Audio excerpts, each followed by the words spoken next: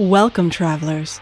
I'm Elizabeth Manoukian, and this is Genesis and the Lumenairians.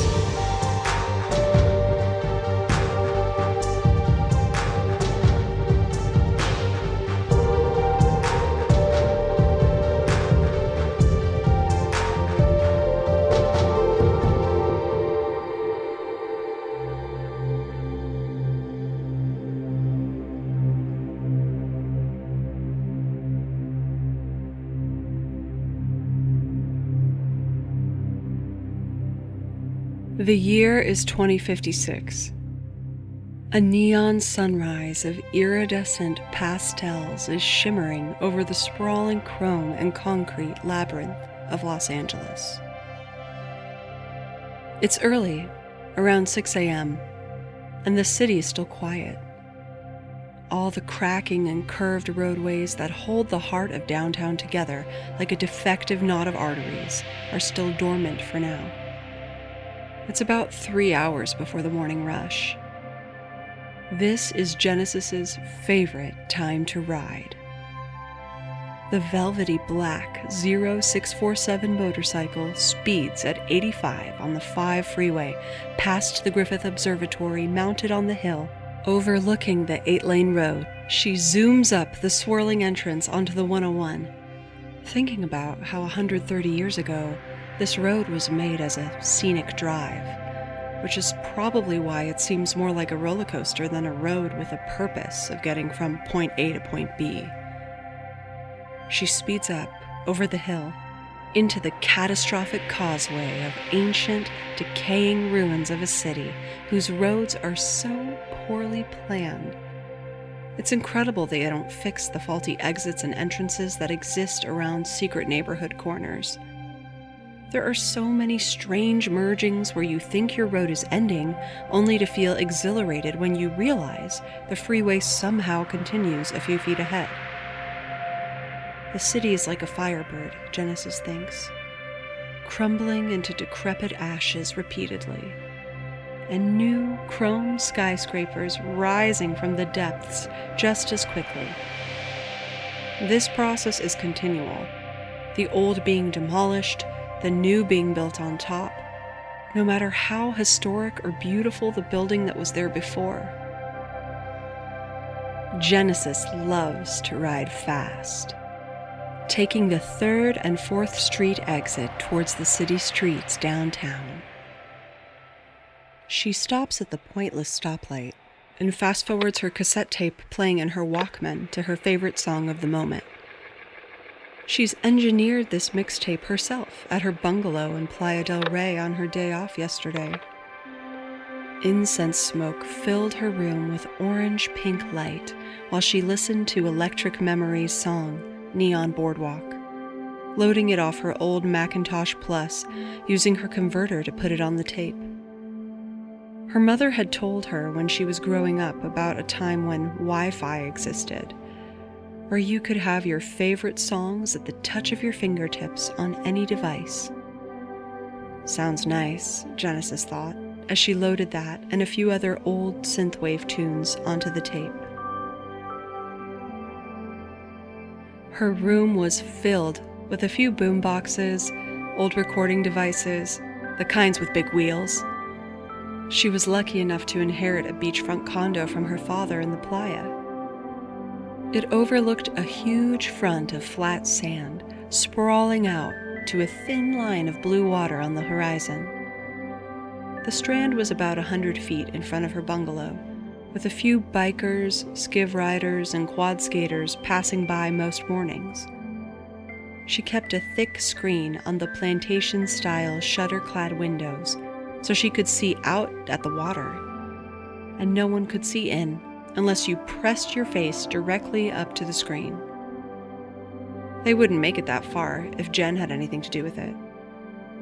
Her Great Dane Mastiff mix Roger had a house on her patio directly in front of her window, and he would certainly not let anyone ever get that close. His bark would scare any potential curious visitors that dared to intrude from the beachside off. She was thinking about her mixtape making when her Chromium 5 beeped in her ear.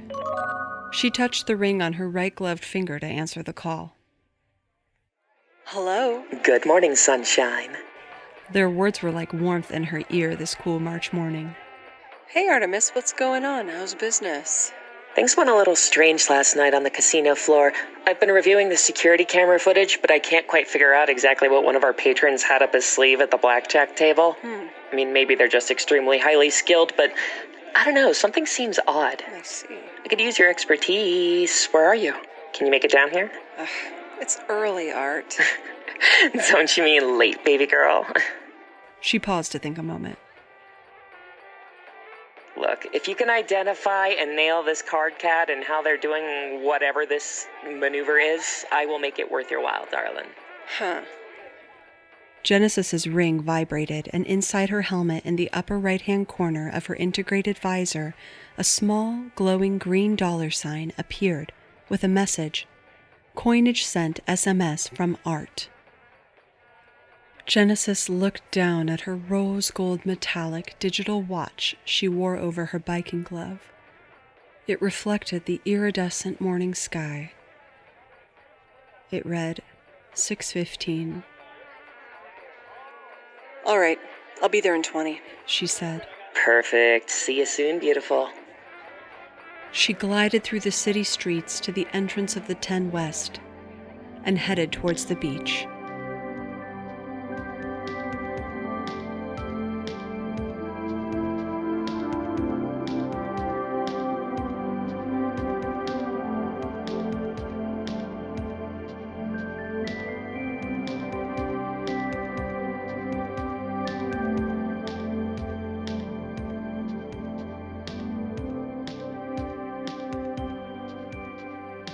Jen parked her bike on Pine Avenue in her usual spot near the mural. Somewhere off in the distant east, the sun must have been rising higher in the sky, because the world began to turn a brighter shade of damp morning gray-blue. Genesis got off her bike, keeping her helmet on until she reached the Strand. The air was salty and damp this close to the water. The shops along the Venice boardwalk were starting to open up, but none of the slot machines that were chained out in front of every mom-and-pop casino were on yet. The machines sat there, their play screens blank and dark like gaping mouths. Silently bombastic figures were printed all over their faces to entice you into the infinite loop of pleasure and pain. Images of cartoon clowns with menacingly wide grins adorned some of the machines, while leggy, well-chiseled rainbow vectors of attractive body parts were decorating others.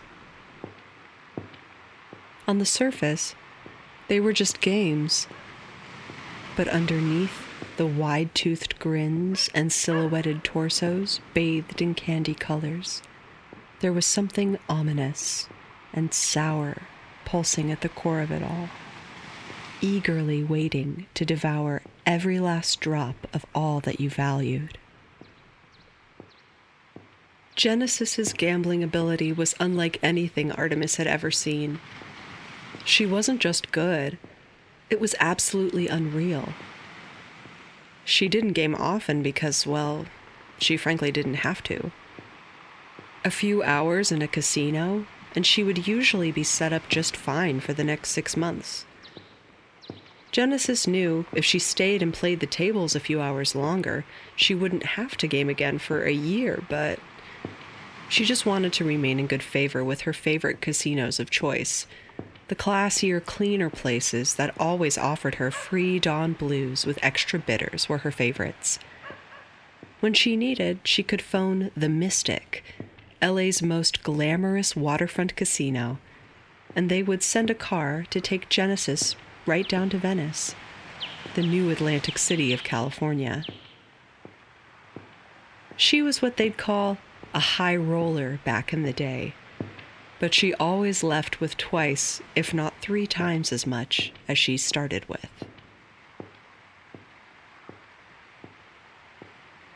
After the great crash of 2028, there was a unanimous vote to allow gaming along the Venice Strand in Los Angeles to increase tax revenue. Revenue, Genesis thought, that clearly hadn't gone to the maintenance of the roads her motorcycle had to weather in downtown this morning. Legalizing gambling in Venice definitely did help boost the economy of LA County. Gone were the street performers and run-down, knock-off tourist shops along the boardwalk. Now in their place sat small casino after small casino, each convenience store-sized, though the palm readers still remained. Signs with $40 to know your luck hung in front of tables with women in costume shawls, with whimsical eyeliner and a symphony of bangles on their sun-weathered wrists. Amazing how the belief in the occult seems to increase equally with the human race's understanding of science and the greater workings of the universe, Genesis thought. Perhaps the two were somehow connected. The quiet sound of the waves on the sand was soothing as Genesis made her way down the sleepy strand. About half a block down the sandy walkway, she turned right and entered the largest building along the path, the Moorish-style beachside doorway to the Mystic. The quiet whir of the vacuum cleaner sounded as they moved across the deep red and purple carpet, patterned with crystal balls and ornate palm readers' hands. The noise of slot machines met her as the sliding glass doors opened.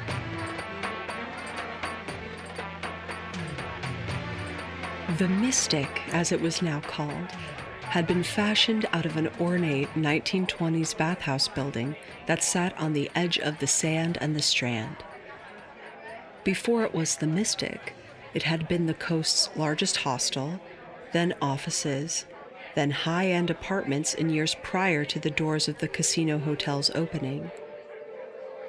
Legend has it that Jim Morrison once, after a long night of psychedelic debauchery, had returned to his hostel room at the building that is now the Mystic, and seen the ghost of a glamorous bathing beauty wearing gossamer robes over an old-fashioned bathing suit, sitting on the room's bed. She had stared at him with her thickly lined eyes and mouthed a kiss from her heart-shaped painted lips, as she rose up and floated gracefully towards the bathroom.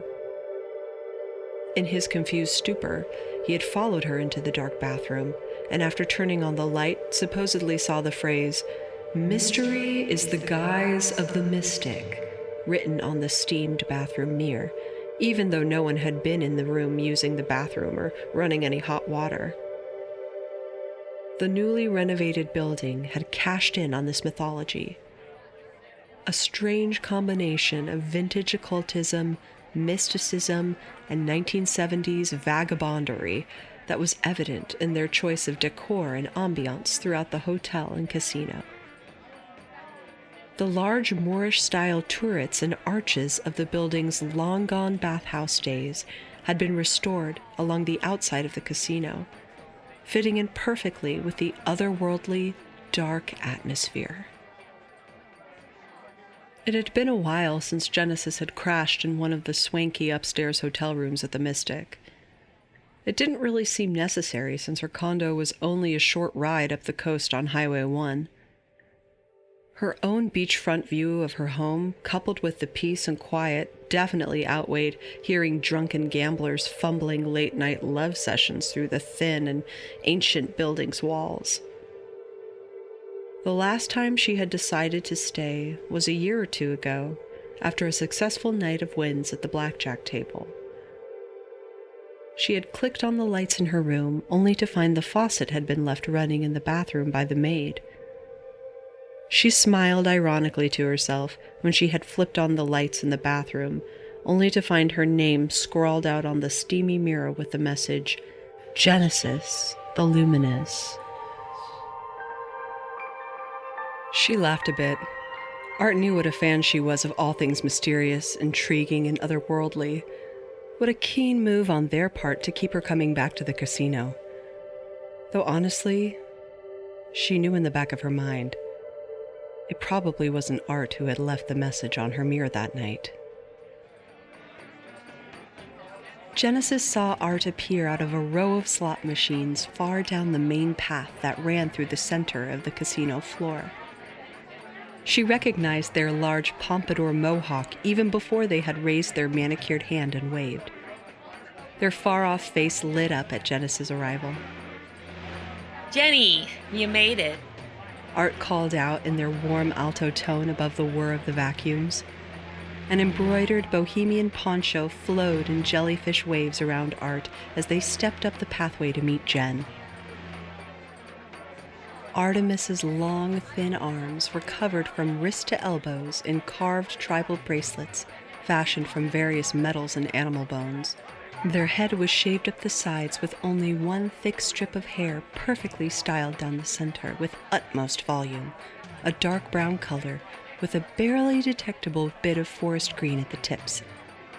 Art's eyes were powdered in a similar deep green shadow, accented with a bit of iridescent gold powder around the inner corners of their large eyes. The look was very dramatic, but it complemented Art's warm brown skin, sharp freckled features, and honey-colored eyes. Art smiled widely, some sort of exotic creature that definitely looked not of this earth.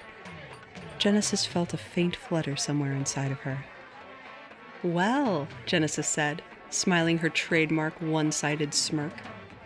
"Someone's looking marvelous this morning." It's not often we have the Queen of the Mystic coming through so early in the morning. Art smiled and opened their long, tanned hands towards her, bracelets clinking. Come.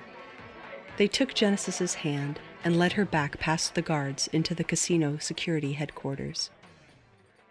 They moved out of the cascade of sound and lights towards an open doorway that had been blocked off by a thick red velvet rope. Unhinging the gold-colored spring hook, Art motioned for Jen to go first.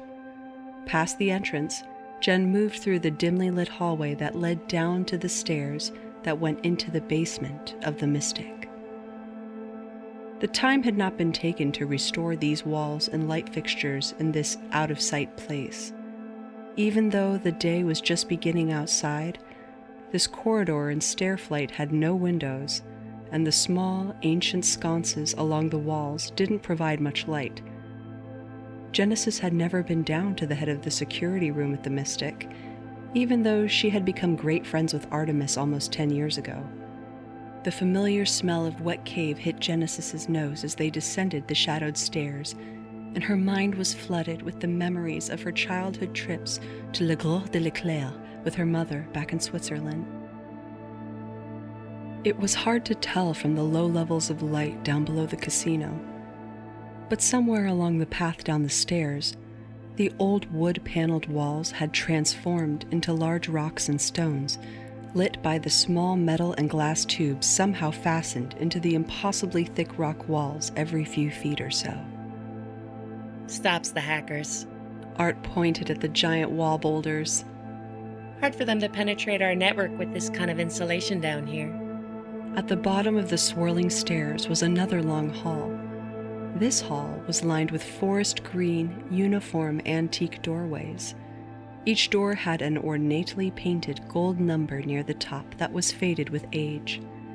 Genesis realized these were remnants of changing rooms from the bathhouse days at the turn of the previous century. That would explain the damp smell, Genesis thought. In the middle of the long hall of doors, on the door of room 03, an out-of-place, state-of-the-art retinal scanner was fashioned where the peephole used to be. Here we are, Art said, and stepped up close to the dark green door, opening their eye wide towards the lens of the scanner atop the peephole. A bright purple horizontal beam of light scanned Artemis's retina downward and then upward. The lens turned a bright green, and the mechanized heavy thump of 8 automated locks opening in succession sounded. With the sound of a digital pleasant chime by the successfully unlocked door, Art turned the door handle and motioned Genesis inside the surveillance room. He was also there. The words came into Genesis's head like a strange, warm whisper, and her attention peaked. She made note of the surroundings inside the small room, no bigger than a large walk-in closet. In the center of the room was a 3D holographic image of each of the 15 card tables projected on a rectangular slab, like a large monolithic table made out of similar stone that had been used in the hallway along the staircase. Its dark surface had been buffed smooth in order to allow for the small, scale-sized projection of the casino floor to accurately map. Unlike the black and white large vintage video monitors that lined the walls in this room, switching in swaths of static from camera to camera every few minutes, this projection gave incredible accuracy. 3 colorfully adorned members of Art's security staff sat staring at the monitors, while one with the name tag Josephine, clad in a fringe-lined suit, was positioned to watch the projection in the center of the room, as well as the other members of security staff. Welcome to the people behind the curtain. Art stated with grandeur, looking at Jen. Joe, could you rewind the tape so we can see the projection from last night, around 11:30? Table 12. Our gentleman friend in the horn-rimmed glasses. Art inquired. You got it, Capo, Josephine replied, and pressed several beeping buttons on the small box that was attached to the side of the rectangular boulder, just underneath the smooth display. The motion of small people and blinking slot machines careened backwards towards the previous evening. With another few beeps, Josephine slowed the projection down until it stopped. Little digital red numbers on the small controls display read 11:32 p. There he is, our card cat extraordinaire. Right there, see? Art's bracelets clinked as they used one finger to draw a circle over the table. Joe, zoom into quadrant 12.4, please. 12.4, Joe repeated, and a laser-lined green grid appeared over the still projection. One of the squares blinked a green light several times, and the whole picture scattered away, zooming into chair 4 at table 12. This is our man, Art said, looking at Genesis with flat and annoyed eyes. Jen could tell that this guy had really done Art over and worn them down last night. Art was usually so good at figuring out the tricks of conmen and card cads. This guy must be a pretty impressive magician to get under Art's skin and get away cleanly with so much of the casino's money. How much did he win? Jen asked, staring at the doll-sized projection of the man at the table, studying. $750 million, Art replied. I'm telling you, Jen, he nearly cleaned out our entire operation here last night. Otherwise, I wouldn't have called you so early. I don't know how he did it. He seems to have been following all the rules, playing clean. It's just... Art looked worried. Who can win like that? It has to be more than luck. You're the only other person I've ever seen win a streak like that, but even then, they don't last this long. Genesis finished Art's thoughts for them. Genesis didn't let Art know that she could have easily taken down the entire casino with one night's winnings if she had chosen to. However, it was in her best interest to only win as much as she deemed necessary for survival for the next 6 months. She needed the casino to still be up and running when she decided to return and spend the last third of her winnings back at the tables. Her mother had always taught her that giving back and being grateful was important. What this guy was doing is what Genesis knew she could do if she didn't have her personal code of ethics that she lived by. A flipping miscreant without a moral compass. Also, he probably wasn't that smart, drawing this much unwanted attention from the security team. Or maybe he was also there. The words came again in her head. Do you know this guy's name? Jen asked. Artemus took a folded piece of paper out of their pocket and gingerly unfolded it. Tom Jones. It was Art's turn to give a sly side grin as they looked up from the receipt they had unfolded. Their honey eyes had turned a dark brown, reflecting the light that bounced off the surrounding monitors. Tom Jones? Genesis's bob swished as her head snapped back from Art, back towards the projection that was jiggling in its paused state like an idling motor. Her eyes narrowed at the unassuming, middle-aged man with gray, cleanly cropped hair and horn-rimmed glasses. He was wearing khakis and a zipped-up hoodie over a salmon-colored polo shirt. Jen looked sharply back at Art. "What's the receipt for?" She nodded her chin up towards the unfurled piece of paper in Art's hand. A Dawn Blue from the bar. Of course, Jen already knew that Art was going to say this. Though after his pit stop at the bar, he checked himself into a room on the 3rd floor for the evening. Right, Genesis said, pausing a moment to collect her thoughts. "Give it to me." She held out her palm that was clad in a fingerless biker's glove towards Art, her eyes still on the projection. With a confused look on their face, Artemus slowly started to lower the receipt towards Genesis's open hand. No, not that. The key! Yes, of course. Artemis didn't really understand how Genesis did what she did or knew what she knew, but they always wore an amused expression on their face anytime they watched Genesis really get ticking. This was one of those times. Art could see the wheels begin rolling at light speed behind Genesis's dark eyes, and they knew the thoughts and the messages from the great beyond were somehow coming more quickly now. What a treasure, Art thought. Art reached in their pocket beneath the poncho, pulled out a rusting old skeleton key with a purple ribbon attached at the top, and daintily dangled and then dropped it into Jen's open hand.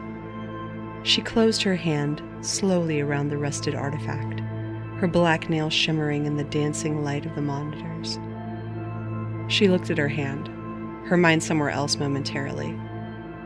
Suddenly she pivoted, doing a full about face, and moved with purpose towards the green door from which they had both entered.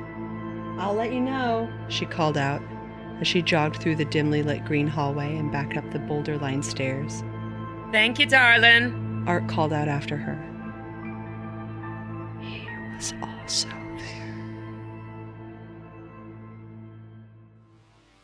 You've been listening to Genesis and the Lumenairians, an original podcast with story, music, and production by me, Elizabeth Manoukian. Music of the Mystic and additional production by Oshin Manoukian. The voice of Artemis was performed and recorded by Viola. You can support this podcast by going to our Patreon at patreon.com/Genesis and the Lumenairians. Genesis and the Lumenairians is a Siren and the Strapica production.